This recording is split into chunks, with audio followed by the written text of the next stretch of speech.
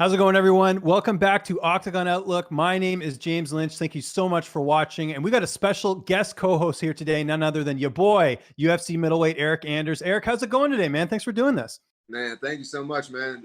Should be a good time, so excited to do it. Yeah, really happy to have you here. We got a lot to talk about. We're going to be recapping the UFC Vegas 11 card off the top. Then we're going to be previewing UFC 253, talk a little news items. And if we have some time, we'll get to some questions as well. But first off, got to tell you guys to make sure you subscribe to the Line Movement YouTube channel. That's where you're going to find all of my interviews and this show every single week at 1:15 p.m. Eastern time. We're a little bit late today, but no worries. We got a lot to get to, and we're going to go a little bit over time as we do this here. So let's start with UFC Vegas 11. Awesome card. You know, this is one of the best, and I talked about this leading into the fight, that this was one of the best fight night cards I think we've seen in history. This is, in some ways, I think it's almost better than, this upcoming pay-per-view that we have on Saturday, top to bottom. But in the main event, it is Colby Covington getting a dominant unanimous decision, not unanimous decision, a TKO victory, almost was a unanimous decision over Tyron Woodley. Of course, Woodley hurting his rib in the fight in that fifth round. Covington getting back in the win column after losing to Kamaru Usman by TKO earlier this year, earlier in December, I should say, at UFC 245. And Colby gets back in the win column. We'll start with you first. We'll start with you, Eryk. What did you think of Colby's performance, and just your overall thoughts on the fight? Were you expecting it to go like that? Man, I thought that Colby would push the pace a little bit more in those earlier rounds. I think that he wanted to finish. I think it makes him look better. Those two were talking a lot of trash, so back and forth. So I think a finish, a knockout, submission, or a TKO. Is kind of icing on the cake, especially with those two were saying back and forth. But I think he did the right thing. He was kind of calculated. Got Woodley a little bit tired because whenever you get tired, the power is the first thing to go. And I think that was Woodley's only shot was that one punch, that right hand that he's caught everybody with. So I think he did a good job avoiding that early on. Do you think Colby looked good overall? I mean, you sort of mentioned it there, maybe not looking his best. Do you think it's a case of that, or do you think it's a case of, Woodley not looking as good? Like what do you sort of look at in this fight from, just from a fighter's perspective? Do you think that Colby looked good, or do you think it was a case of Woodley just not being the same Woodley? Man, I think that Woodley tried to be more aggressive in the beginning. He said that he really wanted to let his hands go in this one, but I think that Colby Covington learned a lot from that Kamaru Usman fight. Those two just kind of stood toe to toe and slugged it out. And, he was on the wrong side of that. So, I think that he wanted to get Woodley a little bit tired so he would mitigate the risk and the power of Woodley and just overwhelm him kind of like he did in that last round. We saw Colby look a little bit different in this fight with his stance, especially. He did switch camps ahead of this fight. He's now at MMA Masters. You're a guy that's bounced around at a few camps. I know home base is still at, Spartan MMA and Fitness, but, you've spent time at Extreme Couture and Factory X. Do you think the camp has helped Colby? Do you think, I know it's sort of tough to get in his mind there, but do you think we saw maybe a different version of Colby on Saturday? Yeah, I think getting ready for a fight, when you're in a place like American Top Team, you have a plethora of training partners and, every body type, every style. I'm not sure what he has at MMA Masters. I know Ibiza trains there. What's his name? Fiera, Mutanchi. Niko Price trains there too, but apparently they didn't train together. Yeah. So, I'm not sure what kind of looks and body types looks at the same kind of body type and style of Woodley that Colby Covington got. But at the end of the day, his cardio is going to win him a lot of fights. His output is going to win him a lot of fights. So I'm not really sure how much at this point in his career is it that big of a deal for him. And a lot of implications from this fight. Personally, I think Colby should fight Jorge Masvidal next. It's a huge fight you can cash in on. Two former teammates, two big personalities. I think you could put that on a pay-per-view at the end of the year, maybe under Usman and Burns. And then for Tyron Woodley, I think this might be the end of the road for him in the UFC. If he decides to walk away, all the power to him. If there's one more fight left for him, maybe do the Robbie Lawler rematches because both of them haven't looked so hot over the last couple of fights. But what do you think is next for both fighters? Man, Colby is definitely nothing but up.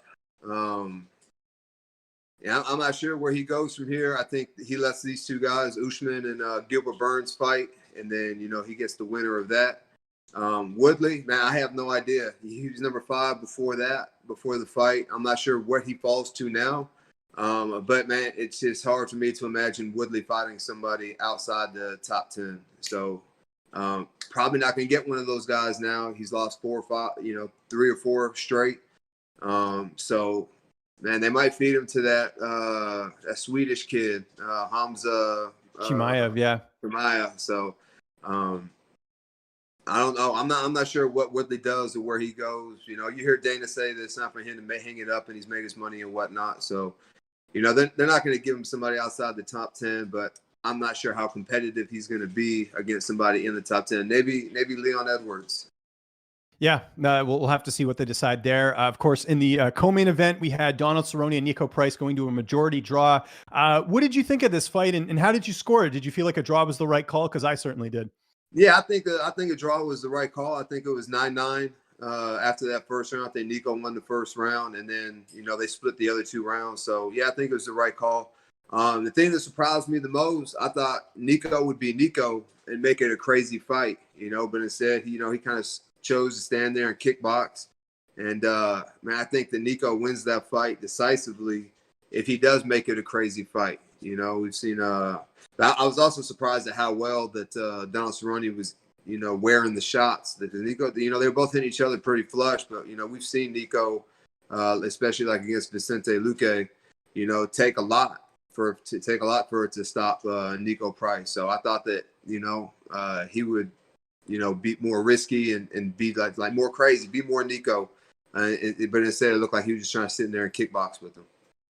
Yeah, and I'm not calling this guy out by any means, but you know, Ariel Helwani did tweet on Saturday talking about how he thought Cerrone looked really good. I kind of disagreed there. I feel like Cerrone's, you know, lost a bit of a step there. You know, the age is sort of getting to him, and you know, obviously taken some damage too. What did you think of Cerrone? You know, still competing in the UFC at the age he's at. Do you think he looked good on Saturday? Yeah, you know, I think he looked good. I think because of who Cerrone is, made Niko Price fight the way he did. You know, I thought that he was really searching for that head kick. You know, he kept bobbing his head and, you know, throwing to the body and coming high. But, you know, Niko Price, you know, he's kind of kicking him in the armpit there. So, and he did kick him in the face a couple of times. So, man, I think that Niko just has an iron chin and can eat a lot of those punches. And, you know, he's probably not eating those punches and kicks from Cerrone, from the Cerrone of, you know, 2 or 3 years ago. So, you know, he has lost a step, but he's always going to have cardio. But, you know, maybe if he picks up the output, I think that Cerrone still got a little bit left in him. And then the fight everyone's talking about, Khamzat Chimaev, 17 seconds, knocks out Gerald Meerschaert, a guy that you fought. How surprised were you? Or were you expecting this? Because I certainly was surprised just knowing how durable Gerald is for the most part. I mean, you look at who he's lost to, it's mainly sort of really top guys in terms of, you know, finishes, him getting finished in a fight. What did you think of Khamzat's performance? Man, you know, I'm eating a lot of crap online right now because I bet on Meerschaert. I picked Meerschaert too. We're in that camp together. I thought the experience gap would be too much. 44 fights to 8, but man, you know, this guy looks unstoppable, man. You know, mm-hmm. So did I think the Meerschaert was going to win? Probably not. But at plus 420, man, I'm gonna run that. I'm taking that risk because, man, Gerald does have the most submissions. I didn't think the fight would be on the feet very much. I thought that Hamza would take him down just like he's done his previous 2 opponents. But maybe, you know, he was a little, I don't want to say gun shy because the guy certainly doesn't seem afraid of any part of MMA, you know, whether it be on the mat or on the feet. But I thought the fight would hit the ground at some point. Maybe Meerschaert could snatch his neck or, you know, get a submission because, you know, we've seen it in the past, you know, maybe he gets beat up early on and then in the 3rd round, like against Trevin Giles, he finds his neck and chokes him out after getting, you know, beat up the previous 2 rounds. So I thought the fight would look something like that. But I think Hamza surprised everybody with that 1 punch, especially because, like you said, Gerald, outside of his last fight, you know, was a pretty durable guy, can eat a lot of shots. I kicked him in the face. I hit him a lot. And, you know, he was still there in the 3rd round. So, you know, I think that Hamza kid is a special talent. I do too. And I honestly don't have an issue if you want to give him a top 5 welterweight at this point. I know that sounds crazy, Eryk, but like really, like this guy is just demoing his opponents. I'm curious to see what type of challenges will you know, face him going forward because he's got all these finishes. If you wanted to give him a Leon Edwards or Wonderboy Thompson, no objection here. Honestly, I was so impressed with what he was able to do on Saturday. Do you think I'm going a little crazy here, or what do you think? Do you think because no, you know, there's that Maya fight, but I don't want to see that now because I think he destroys him. Yeah, I don't want to see Demian Maia. I mean, I would. Don't get me wrong. Anytime that kid fights, I'm watching.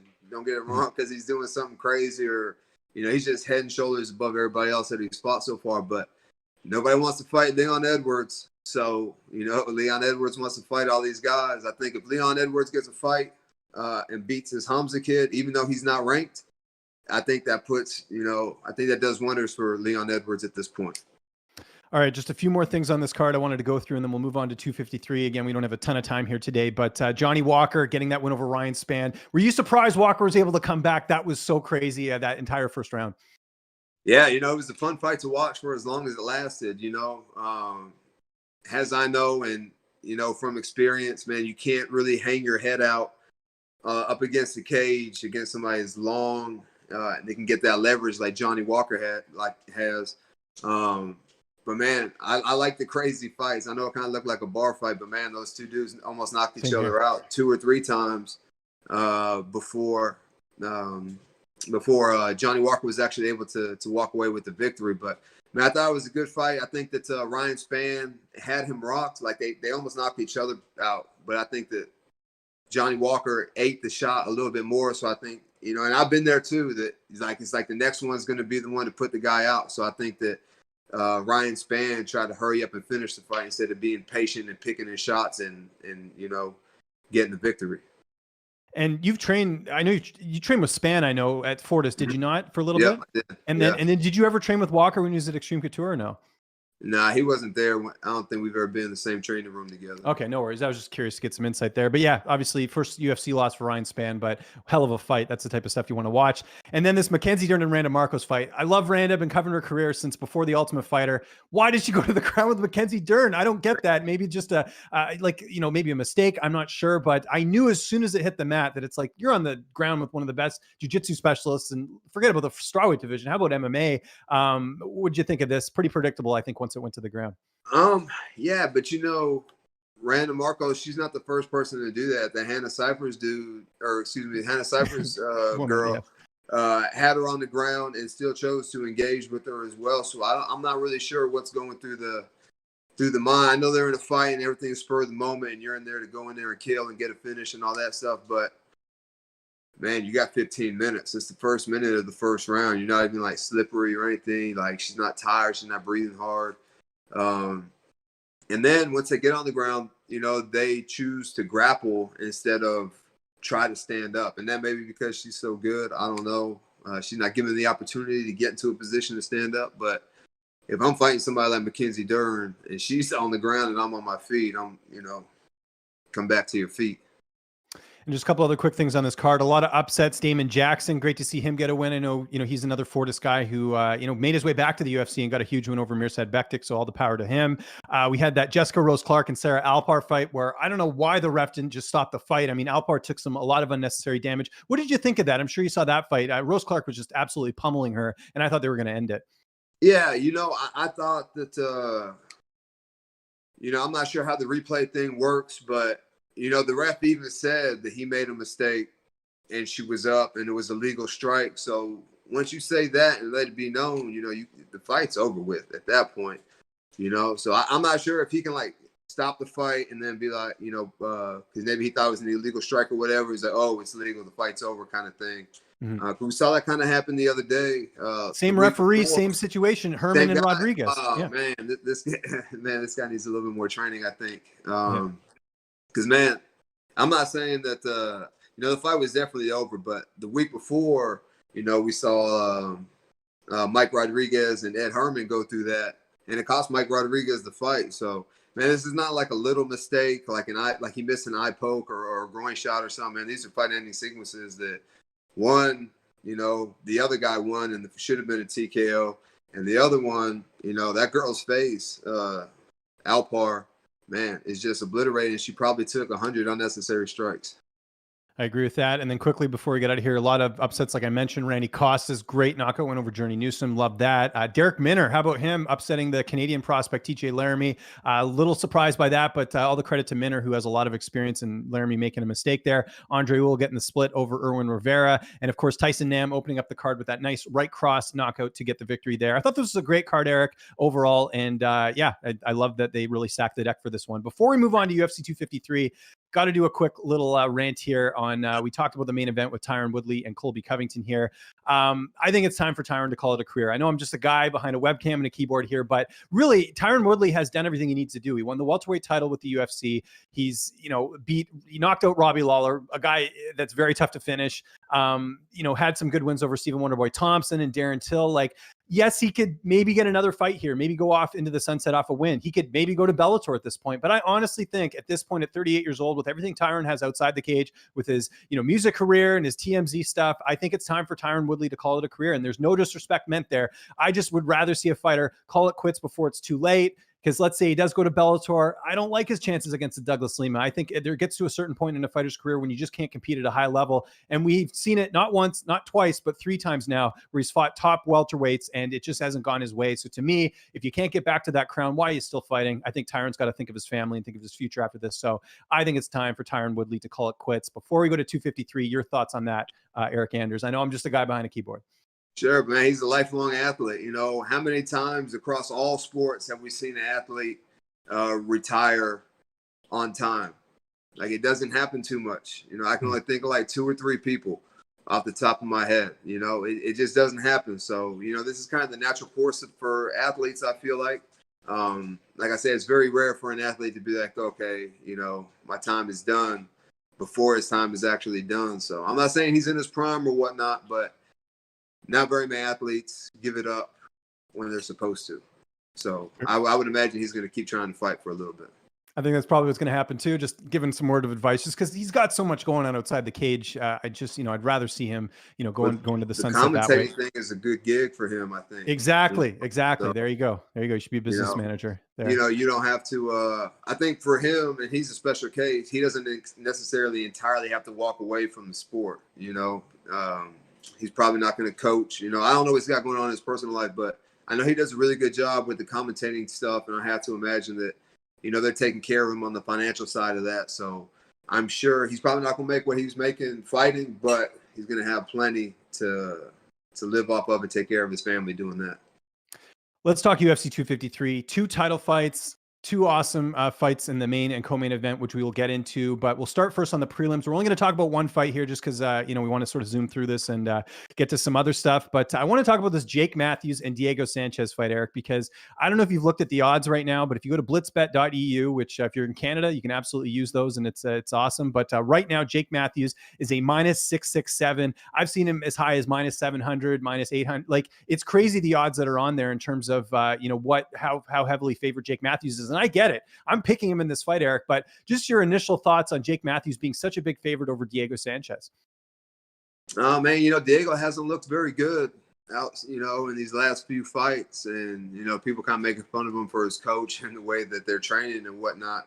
This is the first time Jake Matthews hasn't fought in Australia, right? This is yes. Yeah, I think so. Yeah.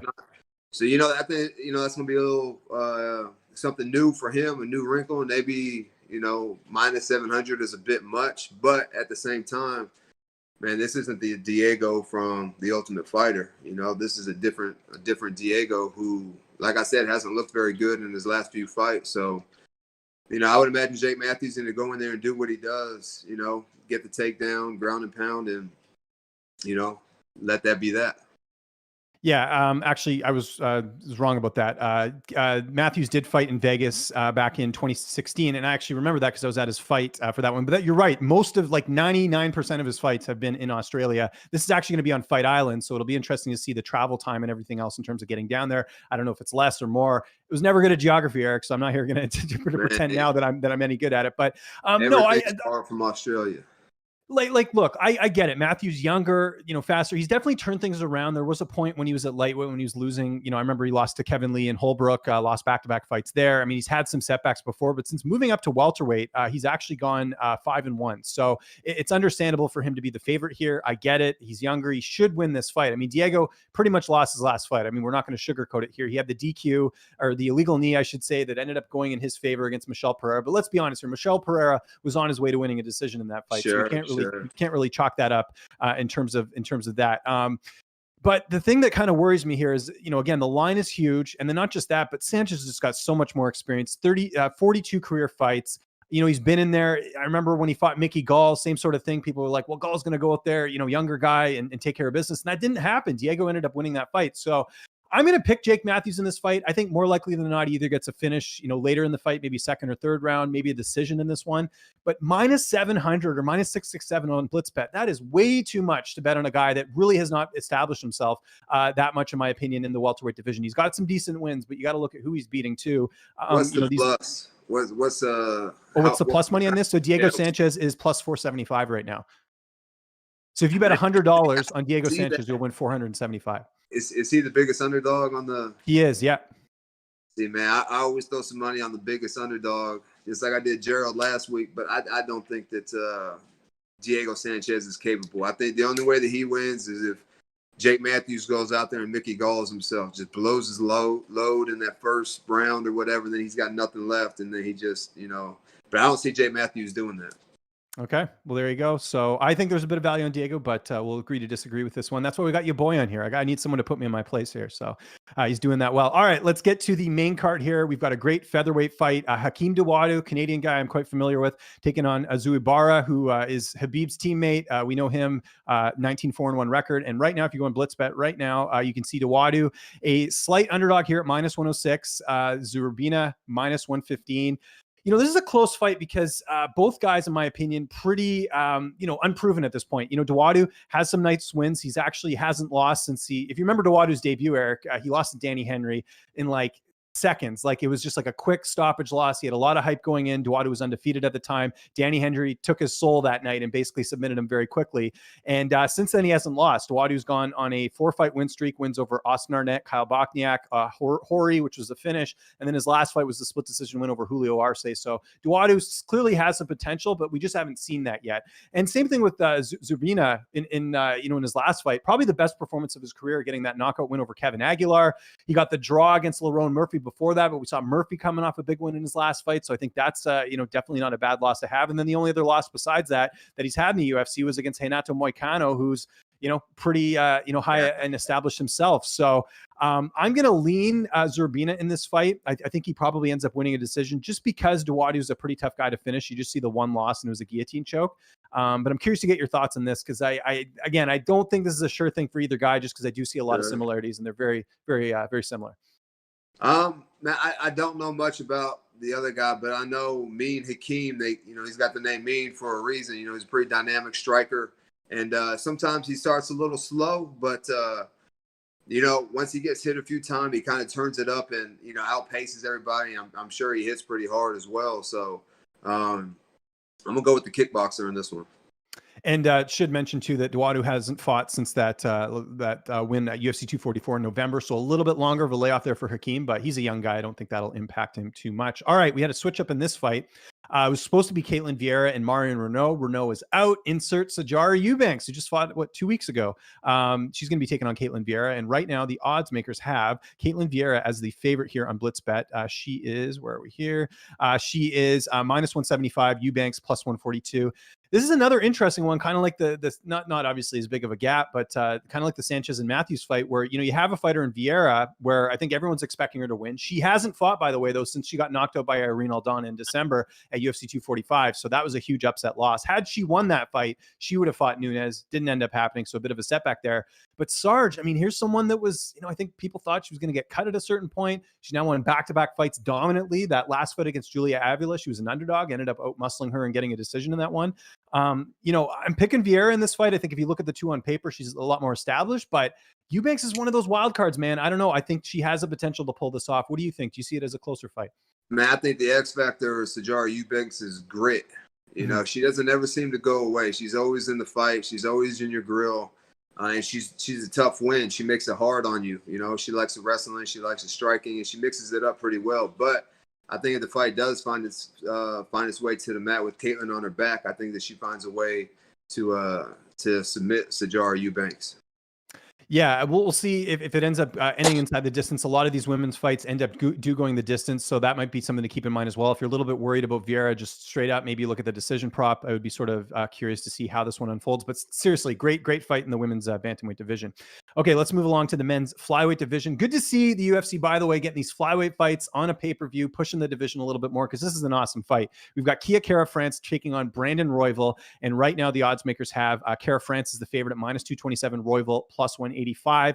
Of course, Royval coming off an upset win in his debut over Tim Elliott. He submitted him in that fight, and Kara-France coming off that pretty good win in his last fight over Tyson Nam. He got a decision in that one, and with the way Nam's been winning his last couple of fights, that looks even better here.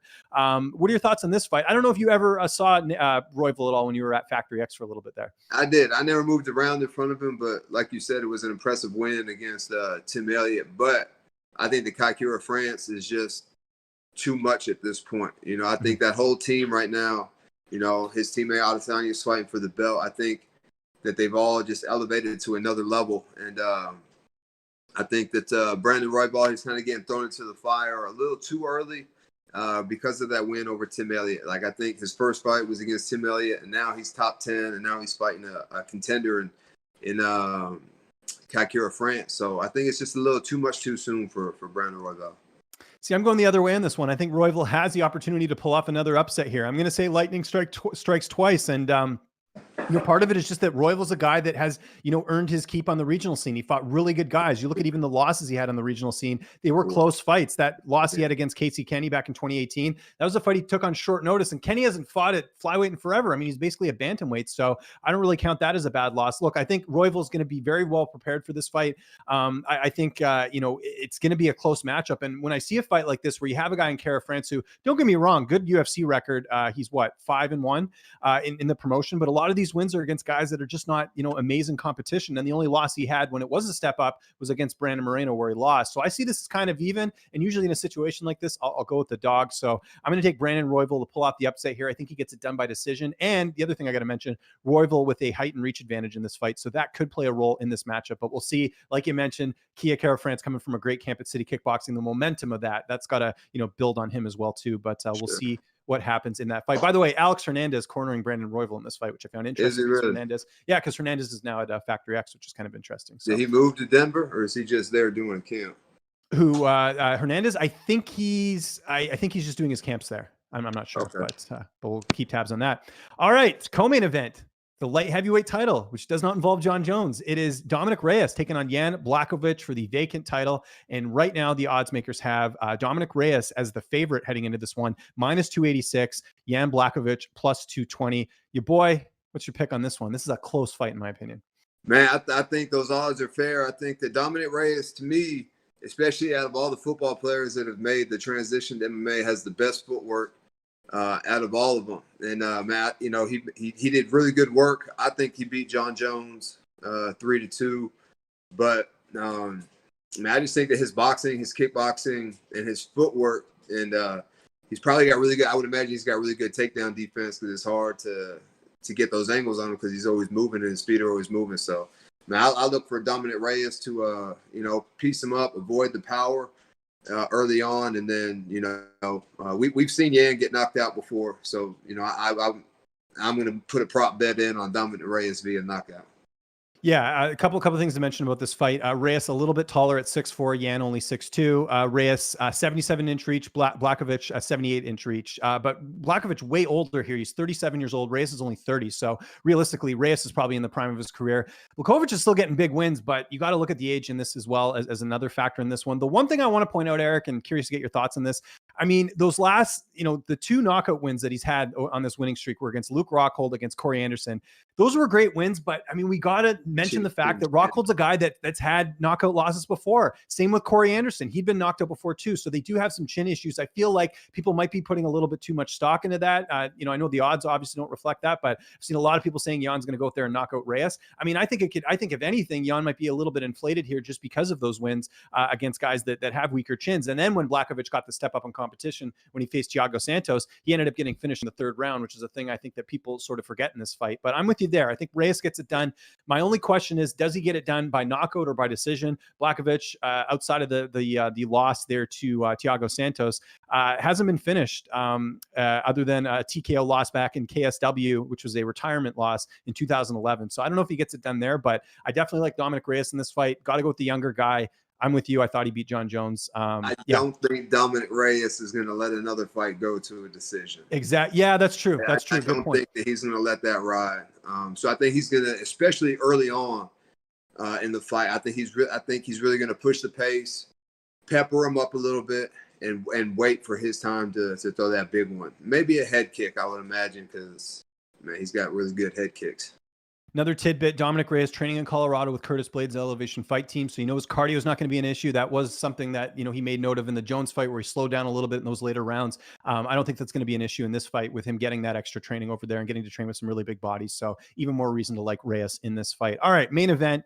I've broken this down before, but I'll kind of give you my short answer on this one. I think Adesanya takes this fight. This is Israel Adesanya, Paulo Costa, by the way, in case you're living under a rock. And right now, Adesanya is slight favorite at -182, Costa +149. This is what it comes down to me, Eryk. It's that, Adesanya, I think, has shown that he's got a chin on him. Calvin Gastelum tried to knock him out in that fight. He did drop him, but Adesanya able to come back and persevere here. Adesanya has been in those wars before. He's had fights that have gone the distance. The Brad Tavares fight, the Anderson Silva fight. He's had fights where his cardio is holding up. And look, Costa showed that in his last fight too with the Romero fight where he went all 3 rounds and ended up beating him in a decision there. It obviously, it's not like he has a huge cardio issue, but with the fact that this is 5 rounds, I think that does favor Israel Adesanya a little bit. The other thing that we forget about Adesanya is that he's got a lot of kickboxing experience. So, he's done those reps a little bit more in the cage than Costa has in terms of having that extra experience in kickboxing. I know it doesn't always translate to MMA, but I think that is another feather in his cap. And the other thing is, I think fans are so obsessed with that last fight with him and Romero that they forget how good Adesanya is. That was a terrible fight. I'm not going to sit here and put on a poker face and say that fight was great, but you look at the fight before that, he knocked out Whitaker. He had that fight of the year with Calvin Gastelum 2 fights before that. This is an entertaining guy, and just because you have one bad fight, that shouldn't define your career. Anderson Silva had a couple snoozers against Maia and Talis Latis. So it's easy to forget that happens to even some of the best fighters here. Now, look, could Costa go out there and knock out Israel Adesanya? Absolutely. I'm not, writing that possibility off. Adesanya has been knocked out in kickboxing. If you remember, Alex Pereira knocked him out. So it is possible to do that. But I just think with the fact it's 5 rounds, you got a guy who's more of a technical striker in Adesanya, in my opinion, and just his movement, his coaching, all of it. I think Adesanya goes up there and gets a late finish, maybe 4th round when Costa gets a little bit tired in this one. I see a late finish in this one for Israel Adesanya. I got to get your boys picked, though, because you're a middleweight, and I'm sure this is a fight you're paying close attention to. Sure, man. A lot of people talk about Adesanya's kickboxing matches and whatnot, but man, those are like 10-ounce gloves versus a 4-ounce glove. You're not eating and wearing those shots the same. I would have to imagine that Paulo Costa hits harder and is more accurate than Kelvin Gastelum and Robert Whitaker. Robert Whitaker is kind of wild and throws looping shots. I would say that Adesanya is going to have to rely on the tie clinch and the knees to kind of wear down Paulo Costa and wear him down a little bit with body shots, because that guy, he's like a bull in a china shop, man. I really don't remember ever seeing him get like tired to the point where he's slowing down. He has the highest output in the middleweight division. I think Adesanya has struggled with the shorter guys, shorter, faster guys. I don't know if Paulo Costa has the speed advantage, but he's going to be underneath Adesanya's straight line punches. So I think the knees are going to be the difference. Maybe he catches Paulo Costa on the chin, but like you said, we've seen Adesanya struggle with the shorter, more powerful guys. So man, I don't know. I'm gonna go Paulo Costa just because he's the underdog, and that's where I'm gonna put my There you money. go. And then we got something to talk about next week. You can give me some crap on Twitter if he pulls it off. The one thing last thing I'll sort of mention on this fight, and I was curious to get your thoughts on this. What about the level of competition? Because, I'd argue Adesanya's fought better guys. He has the win over Vettori, which looks great now because Vettori's a talented guy. Tavares, Tavares was a sort of a gatekeeper in that division, passed that test. Beat Derek Brunson in the first round, which now looks great because Brunson's been on a nice roll. Anderson Silva, whatever. We can forget about that one. Gastelum looks good. That was the start of Gastelum's losing streak. Whitaker, only guy to ever knock out Robert Whitaker in middleweight so far. So that's great. And got the win over Romero. I mean, Costa's his 2 best wins, in my opinion, are Romero and Hall. Johnny Hendricks was nowhere near the type of good fighter he was back when he was the welterweight. And then you got Olawale Bambos. I mean, to me, I give the edge and experience to Adesanya in that. Do you think that will play a role here or no? Yeah, absolutely. He's been in that 5th round. You've seen the clip where in that 5th round of the Gastelum fight, he tells himself, you can see his lips moving and read his lips. He's like, I'm ready to die for this. And I truly think I think the X factor in this is going to be the will to win. If they're around in the 4th and 5th round. I think the Adesanya takes it over just on his will to win. And, you know, people sleep on his cardio, man. I was there when he fought Brad Tavares. They fought it at quite a pace. And the only time that Israel Adesanya took a deep breath was getting off the stool to start the 5th round. And it was just like one of those, you know, it's just like he was in the moment kind of thing. I think he kind of gets in the zone a lot easier and faster than everybody else. So, and he also fights to the level of his competition. So, man, I think Adesanya wins, but I'm putting my money on Costa just because he's the underdog. Now, as I usually do, I want to do a quick rant here to sort of close the show here, and then we'll you know, talk a few things, sort of some housekeeping stuffs after this. But I mentioned it there about Israel Adesanya. I got a big problem with fans. Like, recency bias is a huge issue in MMA, and it drives me nuts, Eryk. I'll get your thoughts on this after, but I mentioned it there, how people call Israel Adesanya boring. Curtis Blaydes has got the same label because of his last fight against Alexander Volkov.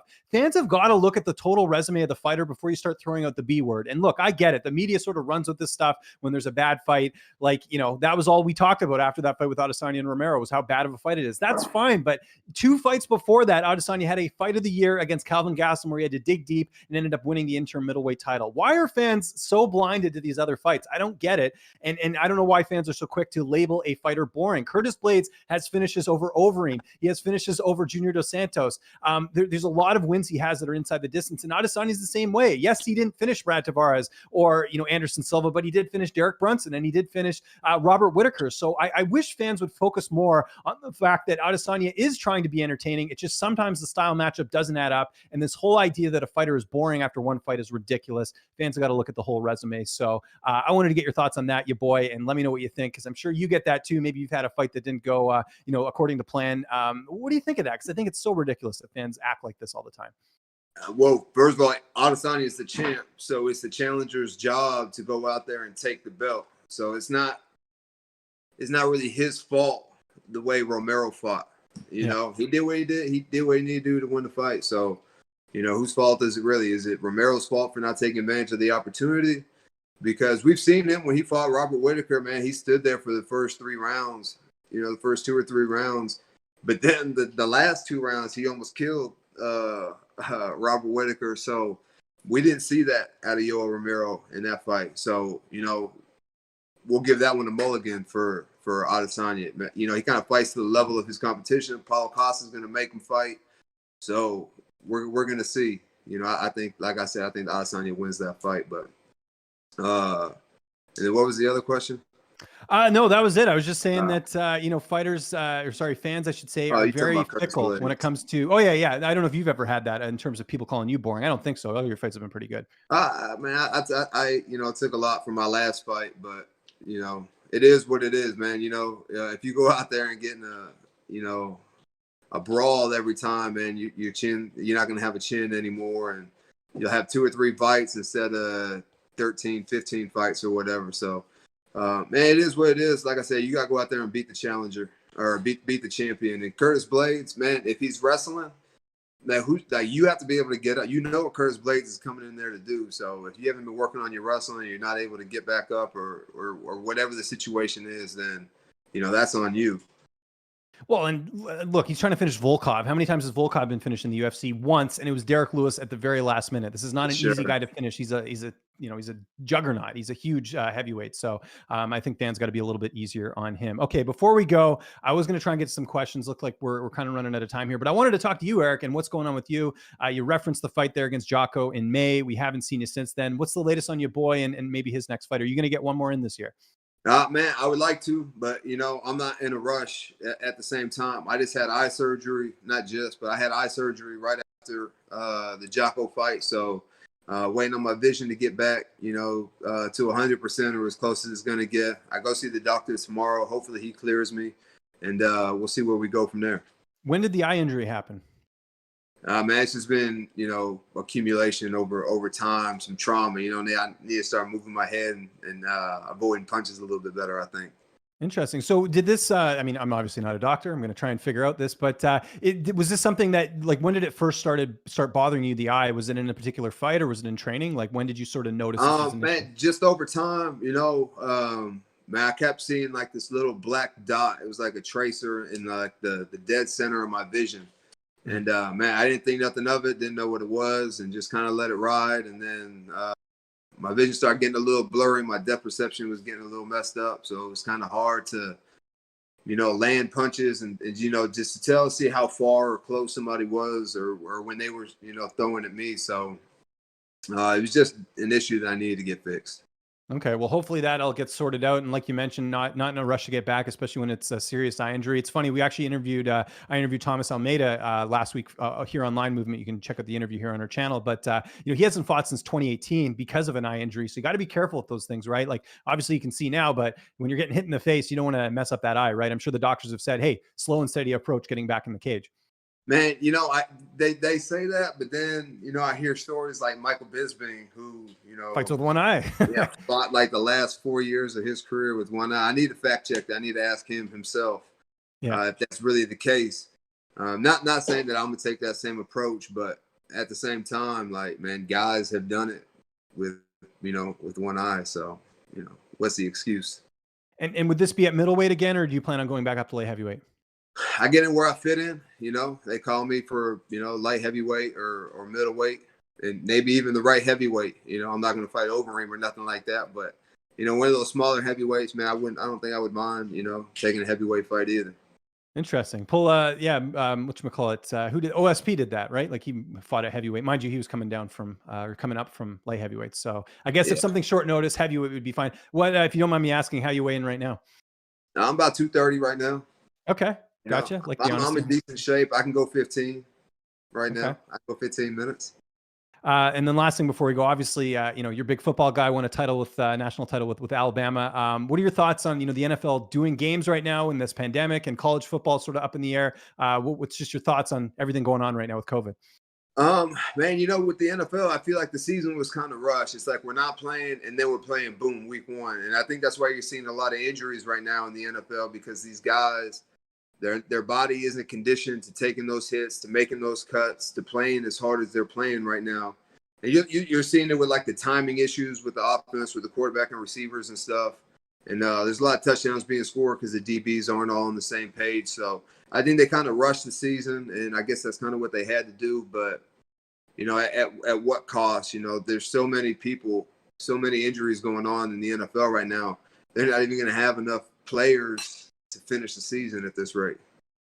Eryk, this is a lot of fun, man. Really appreciate you coming on. Love to do this again. Always one of the great minds here in this sport. Before I get out of here, just let people know where they can find you on social media. If you got anyone you want to thank, any sponsors, anything like that, I'll give you the last word. Man, you guys can find me Facebook, Twitter, Instagram at Eryk Anders, ERYKANDERS. Special shout out to Infinite CBD for keeping all the recovery and inflammation stuff taking care of me on the recovery end. It's a really big deal. Rev Gear, all the gear and stuff, top quality stuff, and Nutra Effects, supplying me with the supplements and whatnot to keep training hard and whatnot. And you guys got to subscribe to this YouTube channel at Line Movement. You'll find my interviews on here. For this card especially, we got interviews with Jan Blachowicz and Diego Sanchez. I forgot to mention this, by the way. Stefan Bonner going to be in the corner of Diego Sanchez. I think that's pretty cool. A pair of, Team Couture and Team Liddell guys from The Ultimate Fighter now working together, which is kind of neat. Also interviewed Thomas Almeida last week. Also interviewed Tanner Bozer. So a lot of really good content here on the Line Movement channel. We're going to have a couple other big interviews coming up here very soon. So make sure you subscribe. Follow me on Twitter and on Instagram at Lynch on Sports. We do the show every Monday, 1:15 p.m. Eastern time here on Octagon Outlook. Thanks so much for watching, and I will see you next week, and I hope you guys enjoy UFC 253 this Saturday.